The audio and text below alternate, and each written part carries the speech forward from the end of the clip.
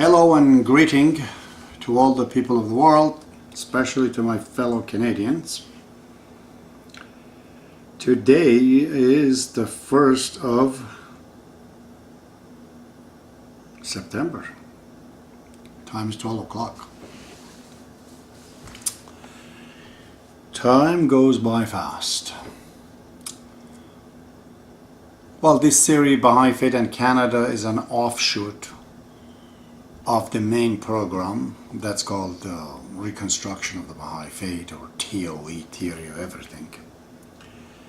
I've said that before. I'd like to say that again here,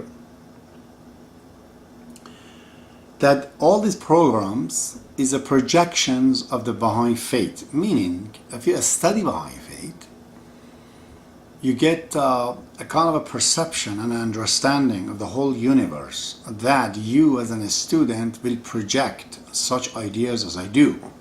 Yours might be different from me, probably, but still it's almost like a reconstruction of the truth. In a way that we reconstruct the nature in the form of this house, we can reconstruct the faith of God into what is called as philosophy. Divine philosophy. But above that, I'm taking even this divine philosophy and I'm further magnifying it to create Canadianism out of it, which I'm talking about right now. This would be something, an idea, I'm scratching the surface, of the future of the Canada and the Baha'is and ideals that they have to work towards it. But all of it, at the end of the day, are the opinions, my opinions, that there might be truth in it. You be the judge of it. And I don't have more than this to give. I'm just ordinary workers. So tonight I'm going to talk about the medical system in Canada, called healthcare.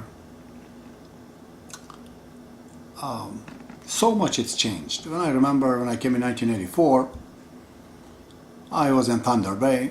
When you would go to hospital at a night emergency, it would say if you're waiting more than 15 minutes here, you have to approach the desk.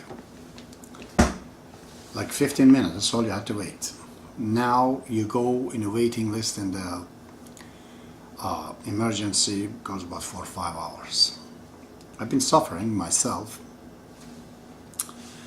and like a responsible human being living in this country, which, as I said, Canada is my religion, I try to find some solutions. Believe me, solutions sometimes comes from very unexpected places.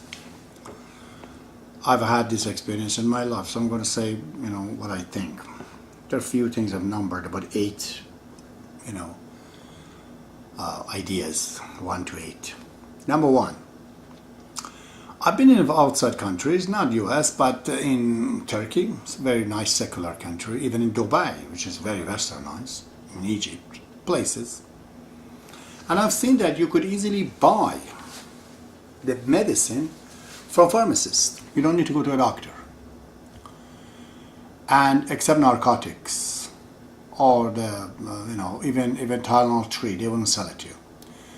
But if you want to go get Crestor or Lipitor for your heart, if you want to buy antibiotic,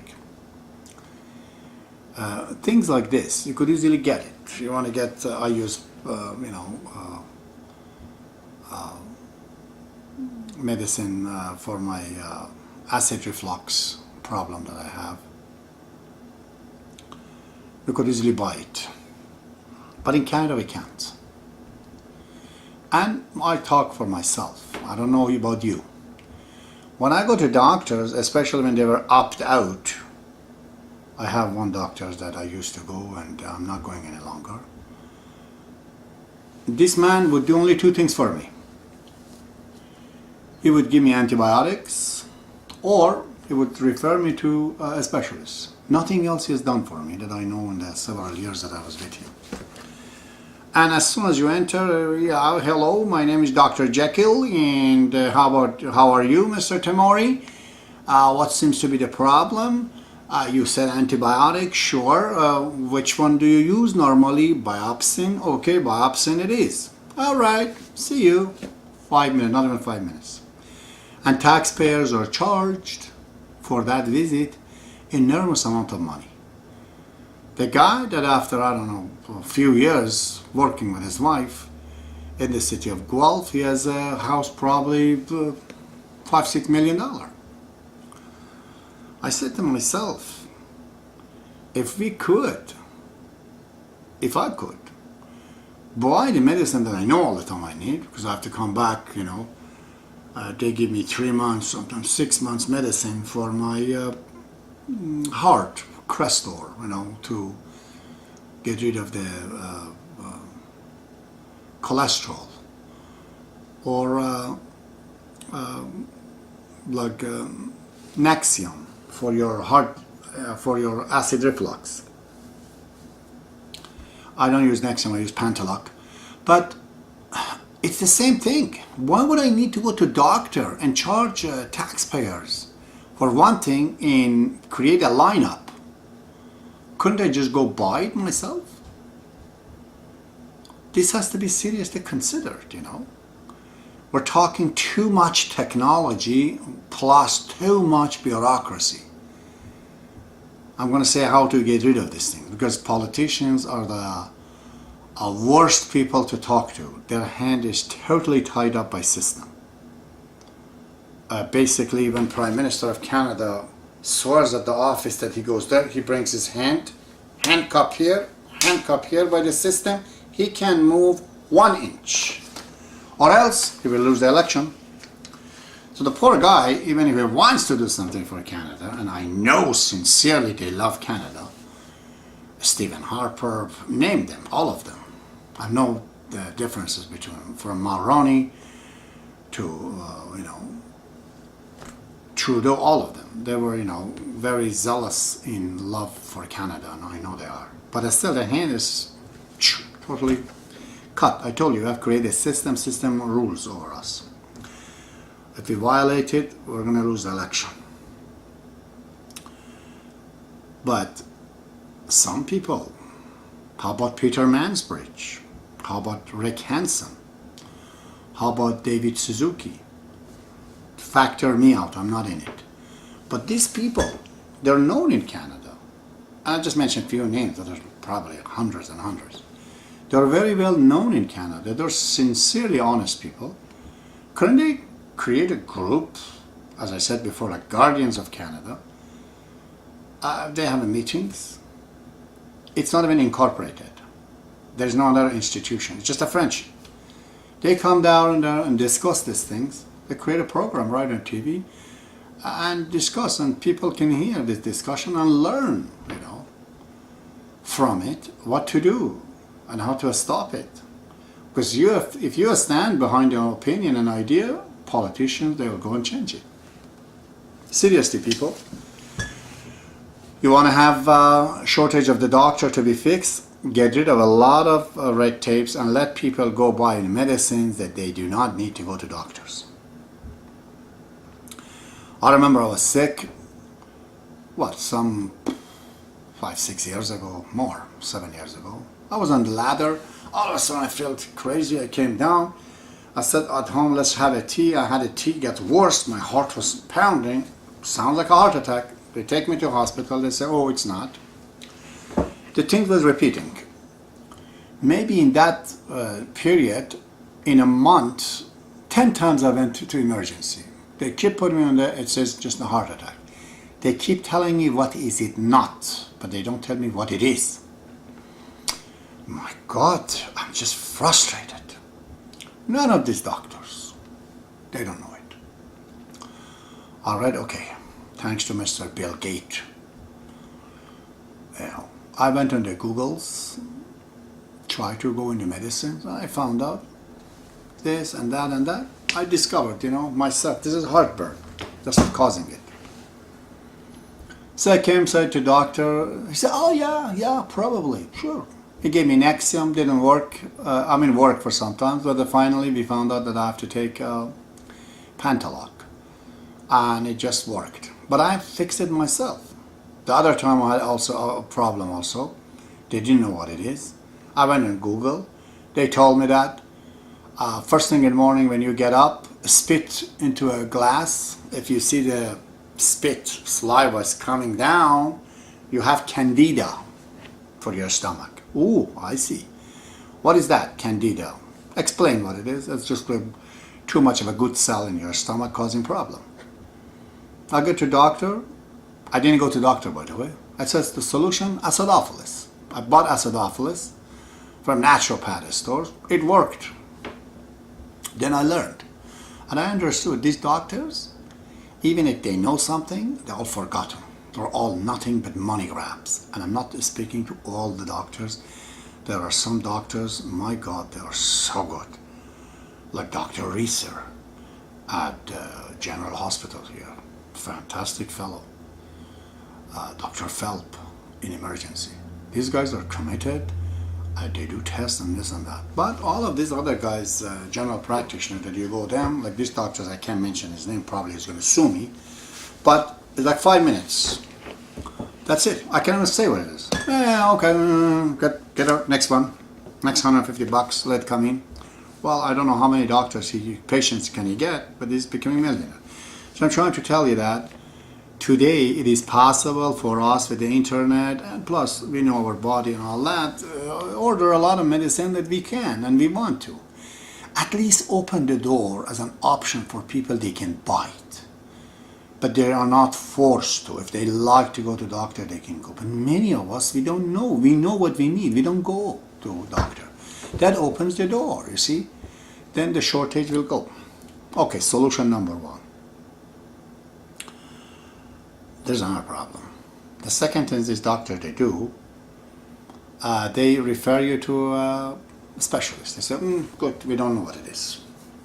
When you go to a specialist in Canada, up to a year, you don't need to be referred to. You can just go to him yourself. Well, for God's sake, if I gone there for my heart that they want to check to see if I have cholesterol, why not we extend this referral to the specialist not 1 year, 10 years? So I don't need to just go back to my doctor, waste his time, my time, Canada's money, fill up his pocket, so he just refers me to doctor again, to a specialist. I know where to go, been there, so I can go there. You know. This is another thing. If we do that, we stop this going to a doctor too many times. These are the two things that these general practitioners they do in Canada. We can stop it.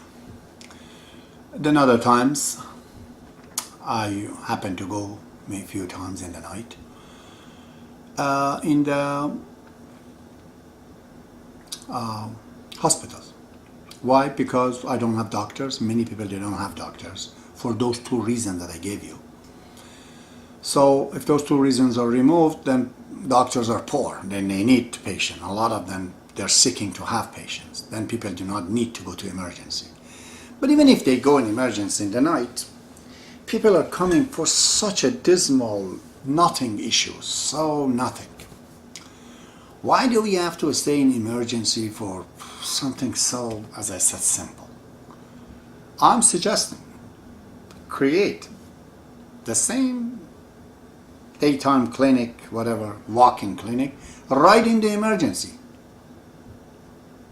In the hospital emergency, an area, rent it to these guys. Let them come and work. 24 hours. A lot of people, they want to do it. So why do I go to emergency if I have a sore throat? Well, I'll just go to the clinic. Because these guys, they look at you in 5 minutes and send you home. You don't have to stay hours and hours and hours there. 3 solutions. Number 4. This one I know is a big one because there's a problem with that. I used to go to a place in Toronto, South Yonge Street. It's called the Little House of Kebab. Okay, we go there, sometimes have Persian food, and I see this gentleman, a doctor, I don't remember his name now. He is from Pakistan. He's a brain surgeon. Wow, He said, yeah, I've been practicing in Lahore Hospital in Pakistan. What are you doing, doctor, here? I'm a waiter. I said, my God, you are a server or a waiter getting $7 an hour? He says, yeah, there is no other choice.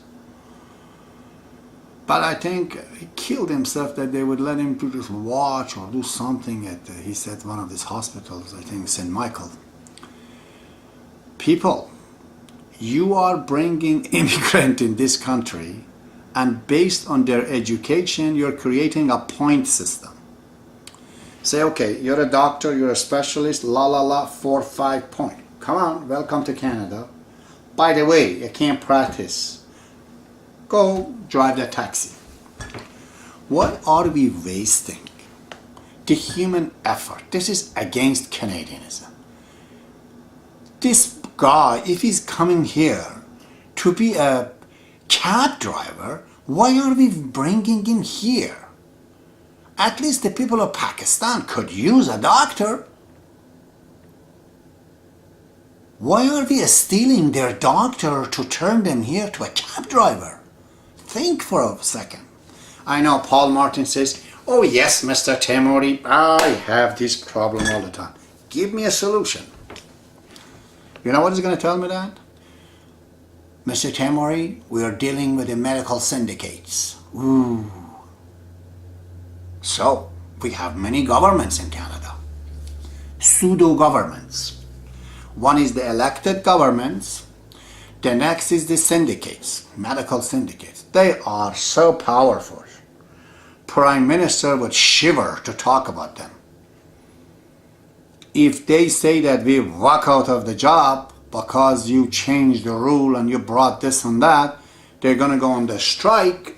There you go, there's no doctor. Solution is simple, brother. This is why we have the House of Commons. Legislate the law and force them back to work. How about that? Of course they want to monopolize it for themselves. Who doesn't? It's the nature of man to exploit the situation, to force themselves out. One of the worst syndicate is the syndicates of doctors and nurses. They are brutal. They are dictators. They like to dominate with their rules. There are perhaps good things for the consumer there, but it is all